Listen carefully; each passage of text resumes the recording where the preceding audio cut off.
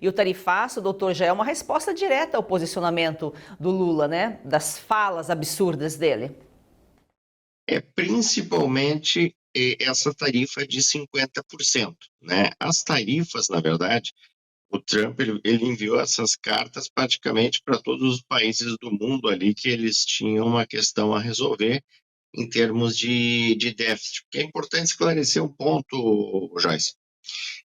Se para que a gente considere um país protecionista, a gente tem que pegar a alíquota média de importação desse país, ou seja, a gente pega todos os produtos que são importados e fazemos uma média.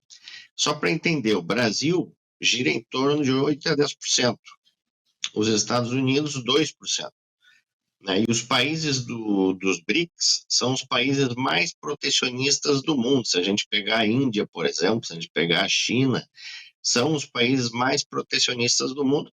Os Estados Unidos, historicamente, têm um déficit comercial gigantesco e a política comercial que os Estados Unidos tenta nesse momento é a desvalorização relativa do dólar para que as exportações americanas sejam mais competitivas e um processo de reindustrialização que ele está conseguindo na medida em que está trazendo investimentos, por exemplo, na área de semicondutores, na área de montadoras japonesas. Ele fez um acordo com a União Europeia que praticamente colocou a Europa no colo, né? A Europa vai ter que investir 600 bilhões de dólares nos Estados Unidos, vai ter que comprar 750 bilhões de dólares em gás dos Estados Unidos e não mais da Rússia, e ele diminuiu a tarifa de 30% para 15%.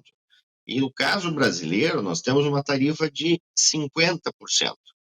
E eu estava lendo justamente nesse final de semana, Joyce, que ainda há um processo que está sendo aberto, mais um processo baseado na Lei de Expansão Comercial de 1962 dos Estados Unidos, mais precisamente no Código 232, que ainda pode aumentar as tarifas para a indústria moveleira. Não se sabe para quanto, né? Mas existem vários polos moveleiros no país e há uma preocupação nesse ponto. Mas eu acredito que a tarifa ela é um elemento talvez menos importante dessa carta. Eu acho que a questão da seção 301 e me parece uma questão muito forte. O Brasil já deveria ter montado, por exemplo, um gabinete de crise para discutir a relação de como vai ser a questão com as big techs, por exemplo.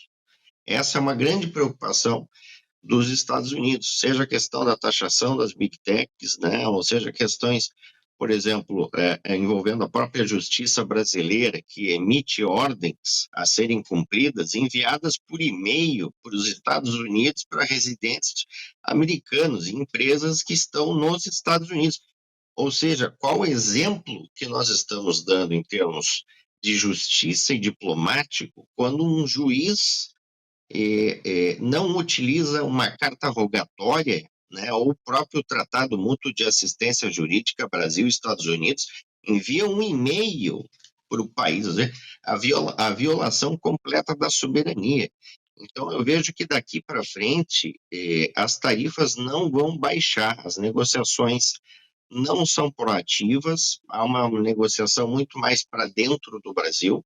O que deveria estar se fazendo nesse momento justamente é o que a gente chama de advocacy, é chegar nas cadeias produtivas americanas, né? Essas que nós temos aqui com taxa de 50%, chegar lá, apresentar o impacto econômico, levar esse impacto econômico para os deputados distritais representantes dessas cadeias produtivas, para que eles possam levar isso para Washington, para que a medida, para que a tarifa possa ser reduzida. Mas eu sou muito pessimista enquanto redução de tarifas, se não pela conjuntura que nós estamos passando agora, novas investigações que estão ocorrendo, movimentações no Caribe que estão acontecendo nesse momento em relação à questão do Nicolás Maduro, tudo leva a crer que o Brasil, que o Lula está venezualizando o Brasil.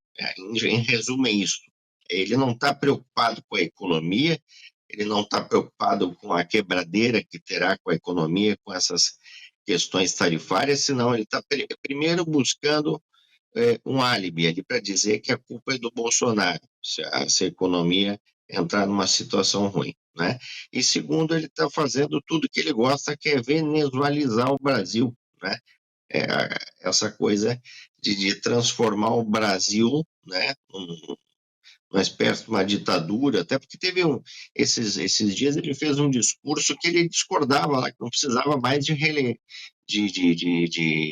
reeleições, quer dizer, os presidentes poderiam seguir por quanto tempo fosse necessário.